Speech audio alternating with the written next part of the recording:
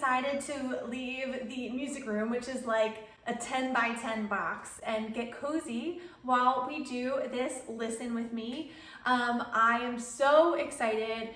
Today we are going to listen to Lana Del Rey's new album, Chemtrails Over the Country Club. I have not heard a single thing from this album yet, like literally nothing at all. So I am so excited to listen with you today. And listen, I don't know about you, I had a freaking long day, all right?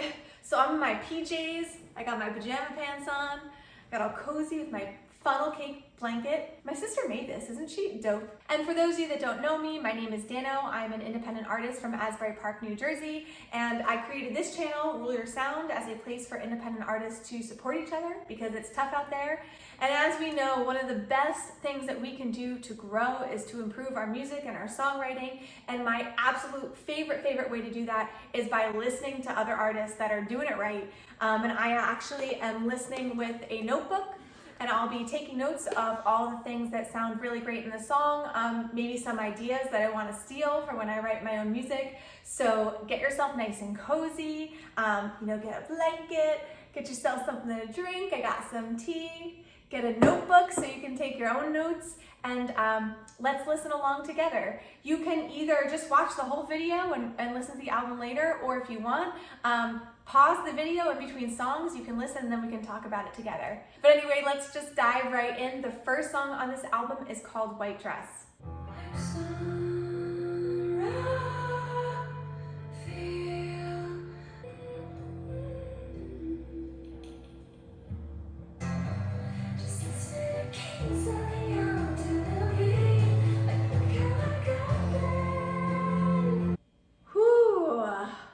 If that song is setting the tone for the album, then I am fucking in. Holy shit.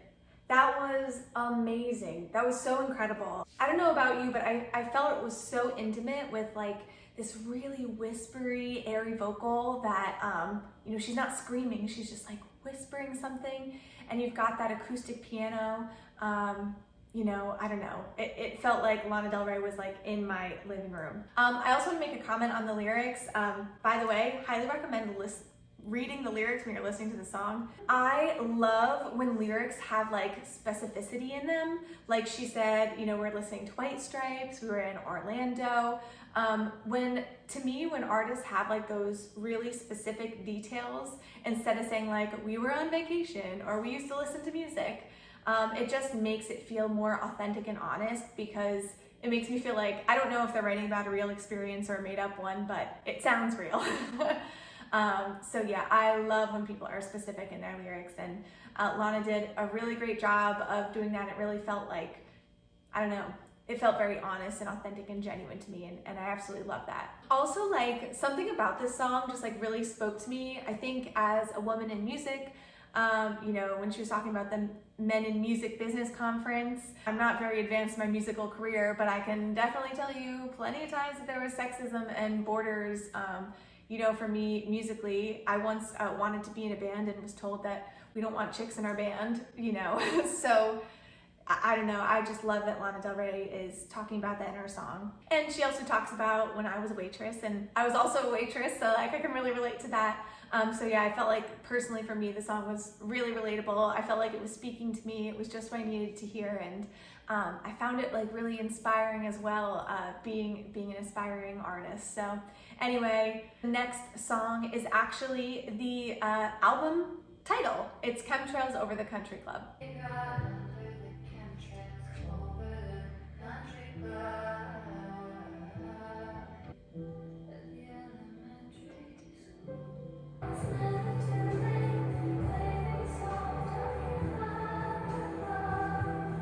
And we have another winner from Lana Del Rey. I really like that song. The first thing I noticed about it is that the only harmonies in the entire song were the octave layer, and I thought it sounded really nice to have the high layer over the low layer. It just added like a lot of color and texture to her voice while keeping it simple.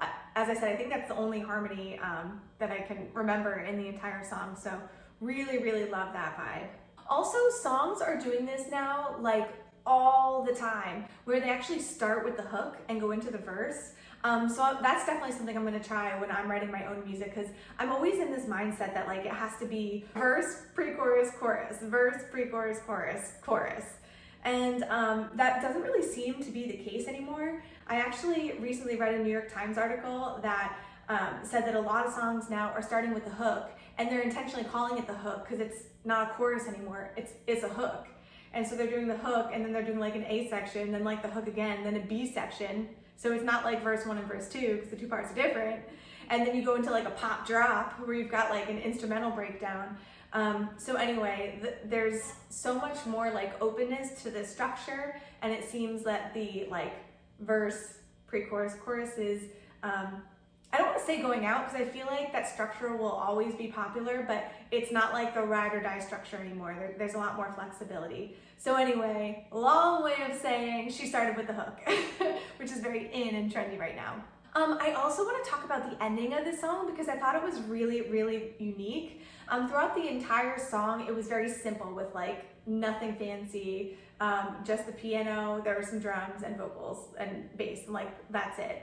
But then towards the end, when she got to that like repetitive section, there was some type of, I don't know if it was a sample in the background or if it was like a guitar effect, but there was something going on, like a droning noise that was kind of like drowning out the main vocals.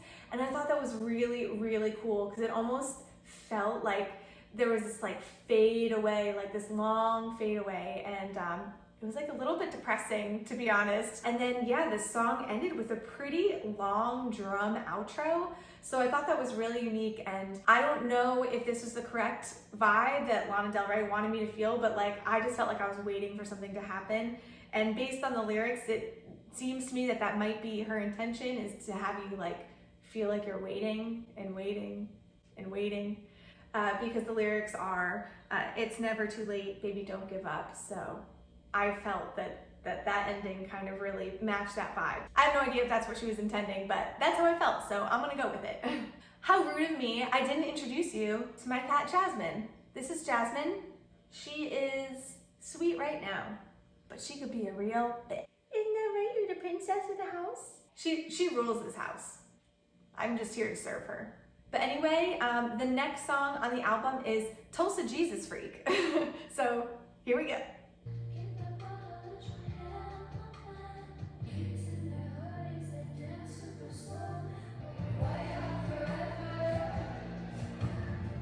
So another great song from Lana Del Rey. It didn't hit me like the other two, but it was still a very, very good song. Like, so many artists are doing this right now. It is so in, and I don't mind at all. But the vocals, like that super light, airy vocal sound is just going out throughout the entire album.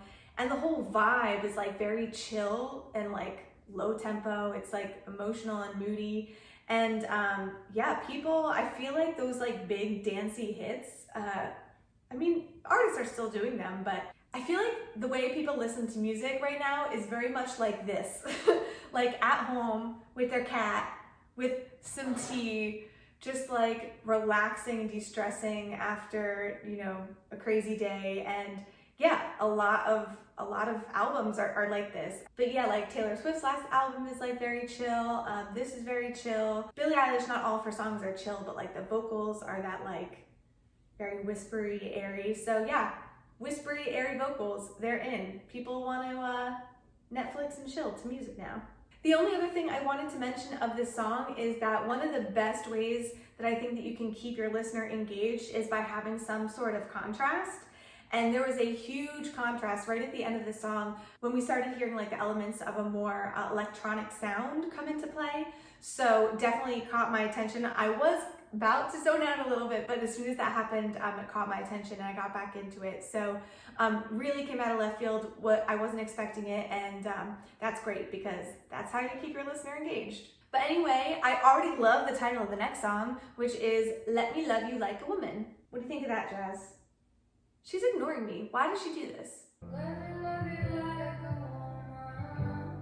Let me hold you like a baby. Let me count the ways. Let me love you like a woman. Don't make me be bittersweet. Okay, first, can we just talk about those harmonies at the end? Were they not like amazing? Oh my gosh, they were so beautiful. I am a sucker for good harmonies, but especially with all the voices being airy together, that part was just amazing. I wish that part was like 10 times longer. One of the biggest takeaways I think I get from this song as a songwriter is that there is a lot of repetition in this, like so much repetition. There's repetition in the first lines of the verses, and there's also a lot of repetition in the chorus. And sometimes, like, I'm scared to repeat things over because I'm like, people are gonna get bored if I say this one line. But I'm trying really hard in my music to remind myself that repetition is a good thing, because it really does help people learn the song by repetition because they're hearing it a few times. But the trick is you just have to change it up slightly each time, but that doesn't mean it's in the lyrics or the words. That could be in the instrumental part. So as long as the song is moving and it's going somewhere and you're not like copying and pasting, I think that it is really good to just get your listeners more familiar. And I think Martin Sutton said this, so sorry if I'm crediting the wrong songwriter, but he said something along the lines of like, your job as a songwriter is to teach someone the song in like 3.5 minutes or however long your song is. So repetition is a great way to do that. But anyway, the next song, another title that I already love, it's called Wild at Heart.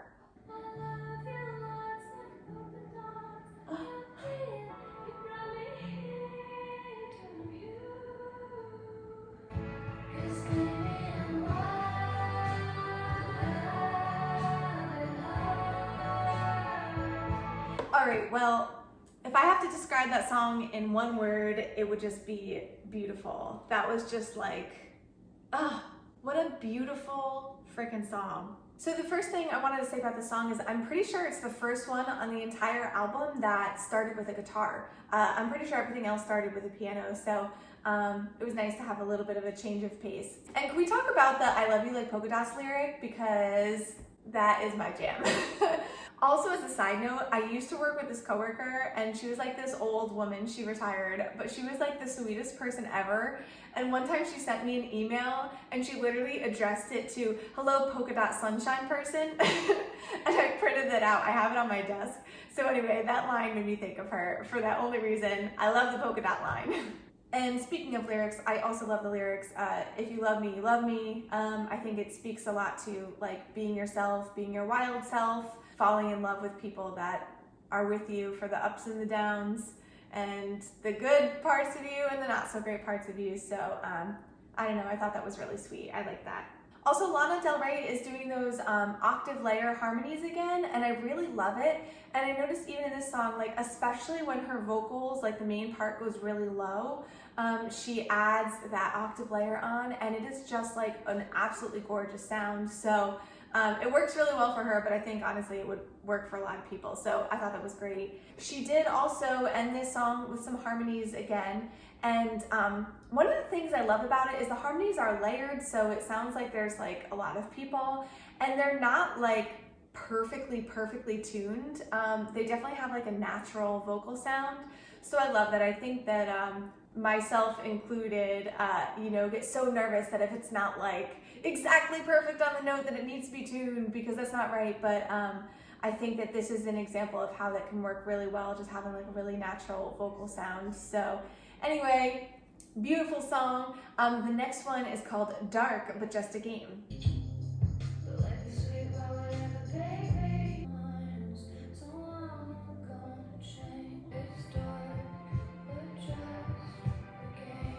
So yeah, that was a good song. I don't really have that much to say about it, to be honest.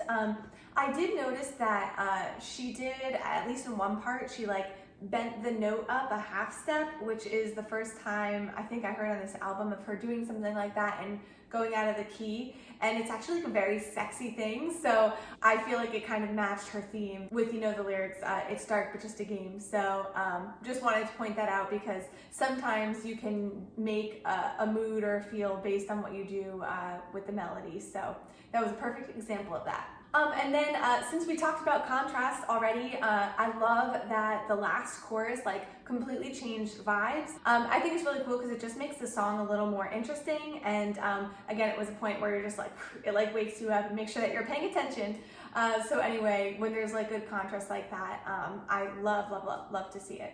And the last thing I wanted to mention about this is when she's ending the song, she's repeating the lyric, dark but just a game, it's dark but just a game. But then the very last time she says it, she just says, it's dark but just, and ends there. And because she doesn't finish that sentence, it gives a feeling of instability, like there's something left unsaid, because it is literally left unsaid. But it's a great technique if you are writing and you want your listeners to kind of feel that instability. Just don't finish it, cut it off. Whenever the audience is expecting something and you don't give it to them, it can create that feeling of instability. So thought that Lana did a great job ending the song that way. The next one we have up is Not All Who Wander Are Lost.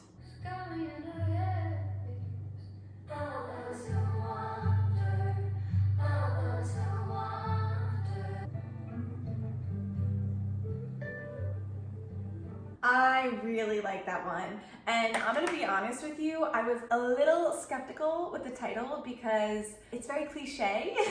Not all who wander are lost. And I was like, how is she gonna pull this off? And now I know, because she's a god, that's how. But yeah, I think my most favorite thing about this song was the vocals. They were like velvet magic. Oh my gosh. And of course she's doing more of that 8-octave layer. We already know she's doing the whole whispery and airy thing. But what stood out to me the most were these harmonies. I can relate because I literally just had to record harmonies on my single, and like getting them to the timing to lock in rock solid with each other is not easy. And I think like you can just hear that when you hear the harmonies, like they're just locked in, they're in the pocket, and it's like, it's almost like one voice that can like sing 4 different parts. So I think that's part of the reason why they're so good, you know. Also, not to mention, you can just tell that Lana Del Rey is like a really experienced singer. Even though the high notes aren't belted and they're in her head voice, hitting them spot on like that, and especially getting the airy sound and like being in tune, like that is not easy. She has so much vocal control, and her experience as a vocalist is really shining through here. And the very last thing I wanted to mention about this song is the instrumental part was really simple. We have an acoustic guitar just, you know, doing strums on the 8th notes. Very, very simple. Just reiterating that you don't need to be like super complex and have like a million different things going on to have a great song. It can be very simple and really be super special and hit home. So Lana Del Rey just proved that to be true. But anyway, up next we have Yosemite.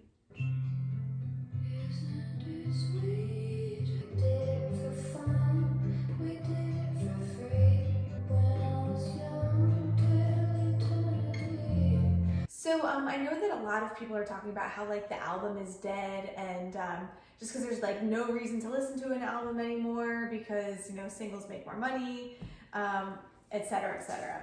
But there is something so special about the album, and I think that they'll never go away. And even if like less people end up doing them, oh hello Jasmine, there's always going to be a really special spot for albums, and they're going to continue to be beautiful in their own way. And a perfect example is like, I felt like this song was just perfect for this album. She has this lyric in here, no more candle in the wind, and that's not the first time that we heard it on this album. So like if you're someone who just listens to one song, you're not gonna like pick that up and get that insider information. If you listen to the whole album, like it starts to hit home, like each of these songs are connected together and she's telling a story, and I think it's absolutely beautiful. And this is definitely an album that I feel like even without hearing the rest of the songs, this is going to be one that like I'm going to put on and you have to listen to front to back. Like you can't stop. It's like a movie. But yeah, in this song too, she's talking about change. She's talking about that throughout the entire album. And you know, a lot of her songs are in the past. So even without finishing the album, you know, you're just, I don't know, I'm really feeling for her in this. She's really looking back at the past, and to be honest, I don't really know what No More Candle in the Wind means, but you can bet that since she said it multiple times, when I'm done, I will be Googling it and researching it, and that's just another way that I'm engaging with her as an audience member. So anytime you're doing that type of repetition, if you're releasing an album, like I would highly recommend giving some type of gems to your audience if you're doing an album, so that they're like literally enticed to listen to it from the beginning to the end. And even a friend of mine, Brian Erickson, Brian, if you're watching this, shout out to you. But like my friend Brian Erickson released an album, and he actually started the album with like the sound of a door opening, and then he ended the album with the sound of the door closing. And like, it was just so cool, because you're only gonna get that if you listen to the album front to back. So yeah, if you can put any type of gems for your listener, your diehard listeners, the people that are listening to your whole album, are gonna feel so special and happy that they did. Anyway, that was kind of a rant, but that's all I got for Yosemite. Up next, we have Breaking Up Slowly. It's hard to be lonely, but it's the right thing to do. I love you only, but it's the right thing to do.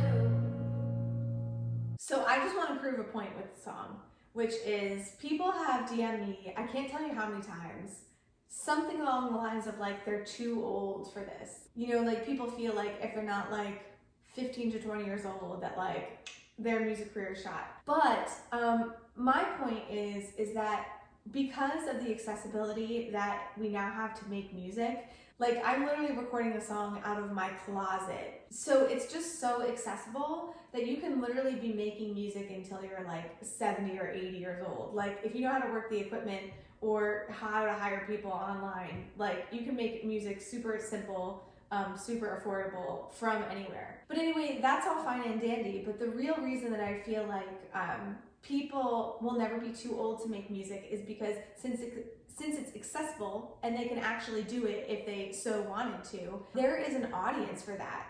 Because, you know, I'm 31 and I think Lana Del Rey is in her mid-30s as well.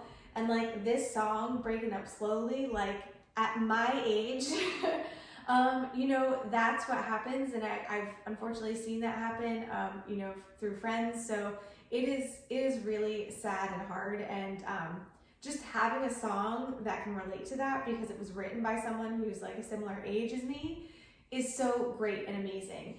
And that's why, like, if you're 60 or 70 and you're writing about song topics that are going to relate to other 60 or 70-year-olds, like, you have your market. You will always have your market, no matter how old you are. So it's a really, I hope, if you're feeling like you're too old to make music, I hope that, you know, an example like this is just proof that, like, you don't need to be writing songs for, like, 21-year-olds to drink when they go to the bar for the first time. You can just write about something that's special and meaningful to you and speaks from your heart. And there are other people going through that same thing that your music is really, really going to connect with them. So anyway, I thought that song did a fabulous job. It also had Nikki Lane, who is a country singer, in it. So absolutely loved it. I thought that was a good one. Anyway, up next is Dance Till We Die. This is the second to the last one. We only got 2 songs left.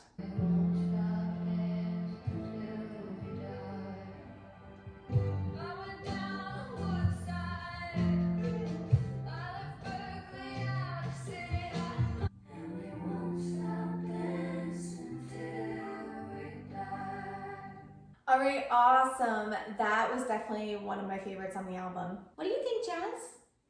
Do you like it? Meow once if you like it. Does anyone else write in cursive, or is it just me? Because I've been writing in cursive forever, but now I can't read my own handwriting. Oh, okay, here's what it says. Okay, bye. Again, like the whole album was really intimate. So was that. Anyway, the whole album I felt like was really intimate, but again, that's shown in this song, and one of the ways they did it is there was like these really, do you see her little tail? She's walking on the table. Just, you know, I told you she does whatever she wants. She runs this house. Now I forgot what I was talking about. One of the ways that they had this be really intimate is in the instrumental part, there were like these long pauses when there was just like a little like ding, like a light, gentle finger pick of the guitar to like have something ring out. So there was a lot of space in those instrumentals. They were not crowded at all. So that was a great way for it to be intimate. But I think one of my favorite parts of this song is, again, with contrast. There is huge contrast in that last chorus. And honestly, it was like the most dancey high point of the entire album so far. And of course, she's talking about dancing in the song. So like, what a perfect moment to open up. And again, as we talked about, because we're listening to the whole album and not just one song, it's even that much more special, because that is a point of contrast, not only with the song, but with the entire album. So really, really cool that she did that, especially when she's talking about some of her influences. So I thought that was really, really cool, and something I'm definitely going to keep in mind as I'm writing my own music. But anyway, I'm kind of sad. This is the last song on the album. Thank you guys so much for listening with me. You are the best. And make sure that you comment below and let me know what you think about this album, because I really want to hear from you. And if you could like and subscribe, it would mean the world to me, so that you can help my channel grow. But anyway, with that, this last song is called For Free. Wind rushed around, across the street he stood, and he played real good. Maybe put on a harmony.